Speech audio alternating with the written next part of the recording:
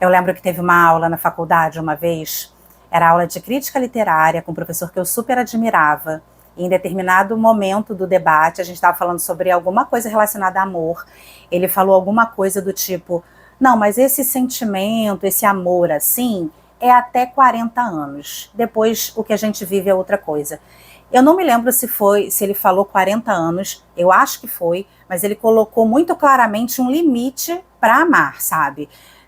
Até aqui a gente tem esse sentimento, né, que tinha a ver com o debate do texto lido, e depois disso o amor não tem mais não, é uma outra coisa.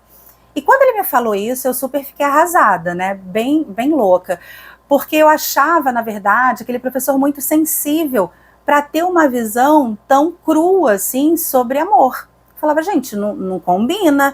Esse cara que fala sobre literatura, né, que tem toda essa sensibilidade para falar dos textos, agora está dizendo que a gente só sente amor até determinada idade. Então será que ele é desses caras que não amam mais, não tem sentimento?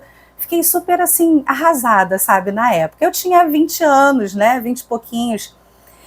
E aí, naquela época, isso não fez sentido. Porém, a gente vai vivendo, né? Hoje eu tenho 43, e de fato, depois dos 40 anos, o amor não acaba, mas ele realmente é diferente do amor que a gente sente quando tem 20. Não tem como falar que é da mesma forma. A maneira como a gente faz escolhas, né? A forma como a gente olha para as coisas. Enfim, o sentimento não é tão puro e simples assim, né? A gente pesa muitas coisas. Então, sim, eu precisei ter 40 anos para entender aquela fala lá dos anos 2000 que eu ouvi desse meu professor. E eu lembrei dessa história ao ler Felicidade Conjugal, do Tolstói, porque é um livro que, de forma um pouquinho mais sutil do que a forma como meu professor falou isso, fala exatamente sobre essa questão. O quanto o sentimento, ou quando a gente está mais velho, ou quando a gente está numa relação de muito tempo, ele realmente não é mais aquele desespero, aquele amor do jovem de 20 anos, ele se transforma, ou uma relação, sei lá, de 20 anos, de 30 anos, o sentimento que existe ali entre um casal pode não ter deixado de ser amor, mas não é mais aquele sentimento do início, e não tem nada de errado nisso.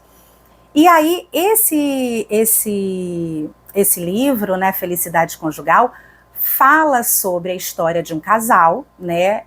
Eu vou dar spoiler aqui, tá? Não tem como, mas eu acho que o que eu falar aqui, eu acho que não impede a sua leitura de jeito nenhum, porque o texto é bonito. É a história de um casal, o rapaz mais velho, né, que é a menina, e eles se casam, e eles vivem toda aquela empolgação, né, de início de casamento, mas ela era muito mais nova. Então, em determinado momento, ela começou a querer uma vida diferente. Não uma vida exatamente em que ele não estivesse, mas enquanto ele queria estar mais em casa, mais pacato, né, ela já queria ir para baile, queria voltar de manhã. E ele, apesar de sentir certo incômodo com essa situação, ele em nenhum momento freou ela, não. Ele incentivava, não se importava, ela ia para o baile, enfim. Só que em determinado momento, ela começou a se questionar. Ela começou a pensar que talvez ela não gostasse mais dele, né? Porque ela tinha saudade daquele sentimento do início do casamento. Então, se ela não estava mais sentindo aquilo por ele, se ela estava com tanta necessidade de fazer outras coisas, de sair, e estava sendo tão legal, né, fazer isso tudo, então, será que ela não gostava mais? Será que não existia mais amor? Então, ela sentia falta daquele sentimento do início. Já ele era muito tranquilo, né, e muito maduro em relação a como ele olhava para o sentimento daquele momento. Não era mais o mesmo de fato, mas ok, era bom, não tinha problema em ser diferente, só não era mais a mesma coisa, mas era de qualquer forma um sentimento nobre, eles se amavam. Enfim, e aí eu queria, na verdade, ler alguns trechos que mostram aí toda essa relação, né, que eu acabei de falar. A primeira fala é uma fala que mostra bem a sensação dela, sabe, de início, né, o estranhamento dela com esse sentimento transformado. Ela fala assim: é excelente praticar o bem e viver honestamente, como ele diz, mas ainda teremos tempo para isso, e existe algo para o qual somente agora eu tenho força. Não era disso que eu precisava, mas de luta. Eu necessitava que o sentimento nos dirigisse à vida, e não que a vida dirigisse o sentimento. Então, ela está inquieta com essa sensação de uma vida tão pacata. É quando ela começa aí a querer mudar. E tem uma parte, que é a parte final, tá, do texto, que eu acho sensacional, que é o momento em que ela começa a entender, né, que o sentimento só mudou, mas ele não deixou de existir, que é o momento em que ela fala assim: a partir desse dia, terminou o meu romance com meu marido. O sentimento antigo tornou-se uma recordação querida, algo impossível de trazer de volta. E o novo sentimento de amor aos filhos e ao pai dos meus filhos deu início a uma nova vida, de uma felicidade completamente diversa e que ainda não acabei de viver. Então ela se dando conta de que o romance acabou, entendi. Mas existe uma outra coisa aqui que eu estou querendo explorar também. Outro trecho. Percebi de repente, com nitidez e tranquilidade, que o sentimento daquele tempo passara irrevogavelmente, assim como o próprio tempo, e que fazê-lo voltar seria não só impossível, mas até penoso e constrangedor. E, ademais, seria mesmo tão bom aquele tempo que me parecia tão feliz? E tudo isso acontecer havia tanto tempo. Então, é até constrangedor a gente querer hoje viver aquilo. Nós somos outros, né?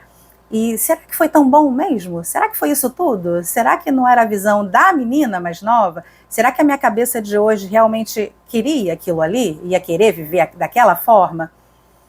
Questionamentos aí universais, humanos, né? De todos nós. Tem um trecho também, eu peguei, mas tem mais 3 trechos aqui que eu acho que ilustram bem essa questão e que são muito legais.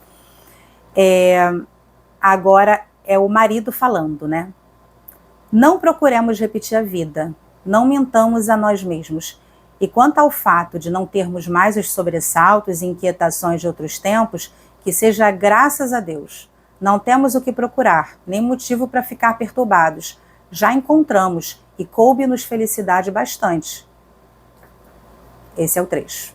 Então, ele muito sereno em relação a esse novo sentimento desse momento.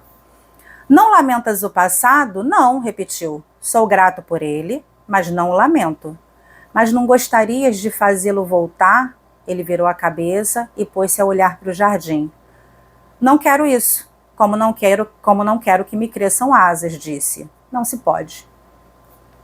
Muito bom, né? Muito bom. Invejas as folhas e a erva, porque são molhadas pela chuva. Gostarias de ser a erva, a folhagem, a chuva. E eu apenas me alegro com elas, como me alegro com tudo que é belo, jovem e feliz no mundo. Então, a partir dessas falas, na verdade, a gente tem aí grandes metáforas dos dois olhares para uma relação, né? O olhar de mais tranquilidade, entendendo que sim, as coisas mudam, e o olhar meio de ainda querendo entender aí o que é isso que acontece. Sendo assim, fica aí a dica para você. Talvez se você ler isso aí com 20 anos, você vai ter uma visão mais pessimista da coisa, né, da vida. Mas se você ler com 40, você vai ter uma visão bem otimista das relações. Eu acho bonito isso aqui. Felicidade conjugal.